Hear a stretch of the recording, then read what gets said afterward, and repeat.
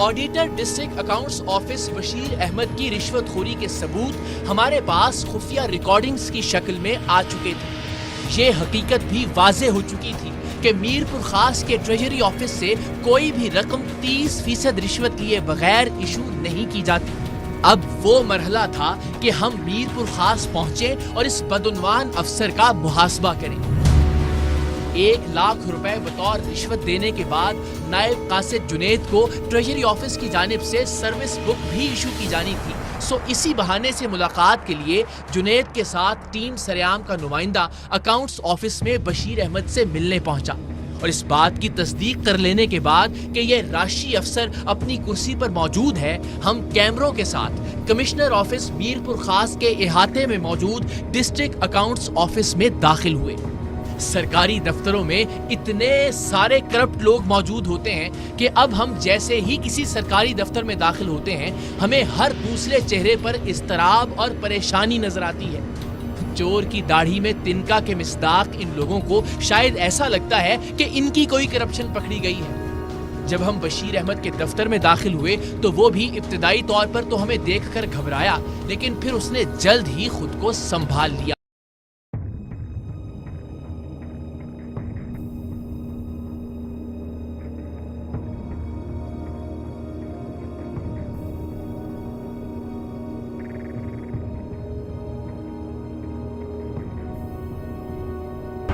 क्या हाल है जनाब?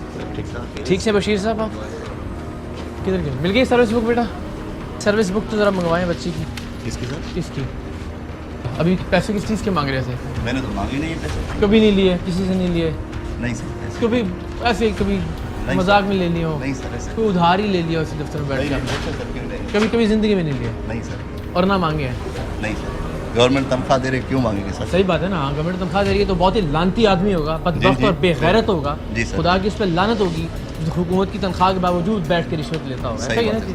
जरा मेरे साथ मिलके लानत भेजें उस आदमी पे रिश्वत बिल्कुल सर। कहना लानत उस आदमी पे जो तनख्वाह के बावजूद रिश्वत लेता है। सही बात नहीं कहे ना सर, मेरे साथ दोहरा दे ना कि अल्लाह की लानत उस आदमी पे जो हुकूमत से तनख्वाह मिलने के बावजूद रिश्वत लेता है।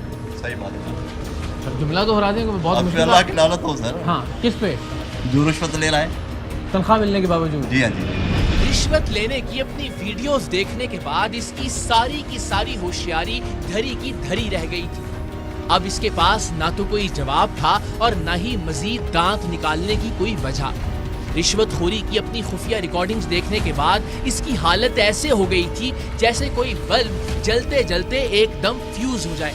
लोगों के मुआशी मफादात अकाउंट्स ऑफिस से इस तरह वाबस्ता होते हैं कि सरकारी अकाउंट्स ऑफिस वाले लोग कभी ये तसव्वुर ही नहीं कर सकते कि कोई उन्हें यूं भी पकड़वा सकता है। तो आपने आज तक ये काम कभी नहीं किया? नहीं नहीं सर, अल्हम्दुलिल्लाह। और अगर आप गलत बयानी कर रहे हो तो मैं क्यों करूँगा सर गलत बयानी?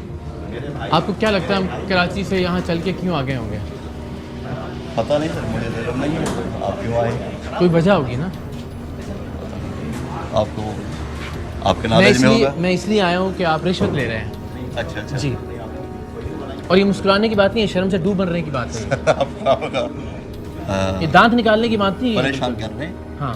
नहीं उसका मसला नहीं है।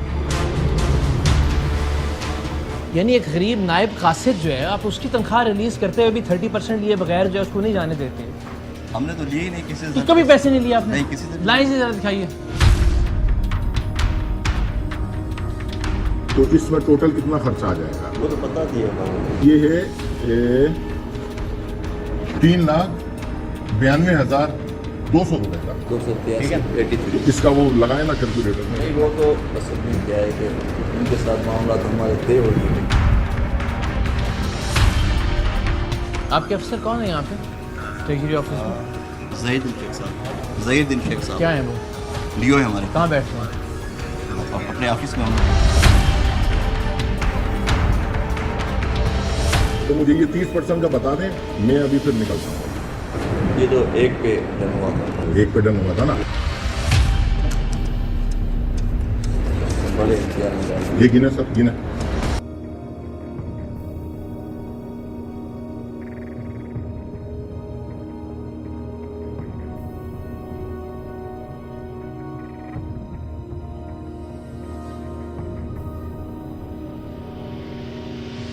खुदा की लानत और रिश्वत लेने वाले पे कहिए ना जरा एक बार फिर, खुदा की लानत और रिश्वत लेने वाले पे क्या सही? आप कह रहे हैं सर, आप भी कहिए ना साथ मिलके। मैं भी कर रहा हूँ खुदा की लानत। और फिर रिश्वत ले भी रहे हो, किस चीज के पैसे ले रहे हैं? अब बताएं ना, आप तनख्वाह नहीं मिलती आपको? और दांत निकाल रहे थे भी कुछ देर पहले, आप ये मजाक था आपके ख्याल में? और ये एक बार नहीं, अभी आपको ये चेक दे रहे हैं 60,000 का। मुझे यहाँ आते हुए तकरीबन 3 महीने हो गए। 60 एप्लीकेशन मेरे खिलाफ, कोई कमिश्नर के पास, कोई डीसी के पास। मैं इतना तंग आ गया हूँ।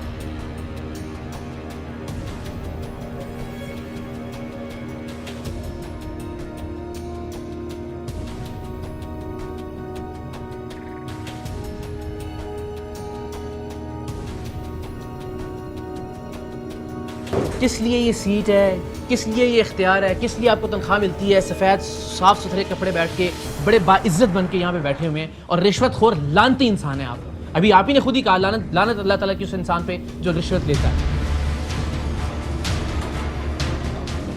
आपकी मर्जी नहीं, आप बताइए, झुटलाएं। आप कहते हैं गलत कह रहे हैं, आप झूठ बोल रहे हैं, गलत वीडियो। आपको पूरा मौका दे रहा हूँ मैं पूरी दुनिया के सामने, आपके सामने माइक है, कैमरा, आप कहते हैं झुटला दें। आप कहें जी आप गलत बयानी कर रहे हैं, कहें मैं सामने, मुझे अगर आप झूठा कहते हैं पूरी दुनिया को दिखाऊंगा कि मैं झूठ बोल रहा हूँ। हिम्मत पैदा करें ना, क्या सही है? इतना ही कहते हैं कि मैं झूठ बोल रहा हूँ, ये वीडियो गलत है, कुछ तो बोल दो। आप सही है मेरे, आप क्यों सही नहीं होते? हम भी सही हो जाएंगे इंशाल्लाह। क्यों सही नहीं हो रहे, क्या मसला है? कम तनख्वाह मिल रही है, कितनी तनख्वाह मिलती है? क्या क्या पे स्केल है आपका? मेरा 16 ग्रेड है। क्या क्या क्या तनख्वाह मिलती है?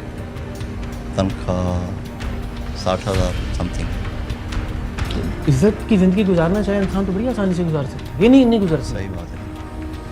और कोई एक पेमेंट यहाँ 30% की रिश्वत लिए बगैर क्लियर नहीं करता। जब आपने नायब कासिद गरीब को नहीं छोड़ा तो आप बाकी पेमेंट्स किस तरह छोड़ते होंगे? ये एक नायब कासिद था जिसकी तनख्वाह थी 3 लाख कुछ हज़ार रुपये। ये जो केस था आपके साथ पास आया, सही। ये किस चीज़ की तनख्वाह थी? फैमिली थी इसकी, किसकी थी? बच्चे की। नायब कासिद की। तुम्हें शर्म आई इस नायब कासिद से 1 लाख रुपए की रिश्वत वसूल करते हुए? ये मैं तब रिलीज करूंगा जब लाख रुपए रिश्वत दोगे। गिरा हुआ महसूस नहीं किया इस नायब कासिद के नीचे अपने आप को?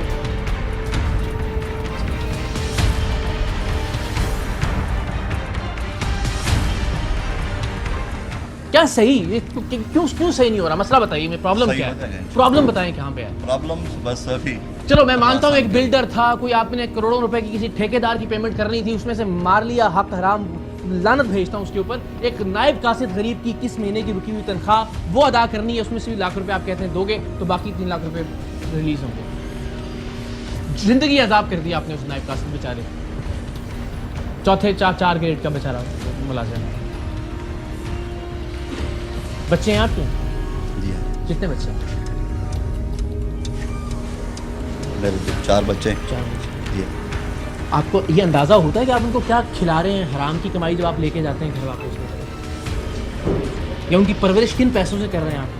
कभी सोचा, उनको देखा कभी? या कभी आपने ये सोचा कि जब वो उनको पता लगेगा मेरा बाप एक नायब कासिद से भी रिश्वत लेता है, उससे भी हरामखोरी करता है, तो क्या इज्जत और औकात रहेगी बच्चों की नज़र में मेरी? आप सोचिए ना, जब ये आपके बच्चे अब देख रहे होंगे तो क्या उनकी नज़र में आपकी इज्जत बढ़ेगी कि आपने एक नायब कासिद बेचारे की सैलरी रिलीज़ करने के इवज़ भी पैसे मांगे?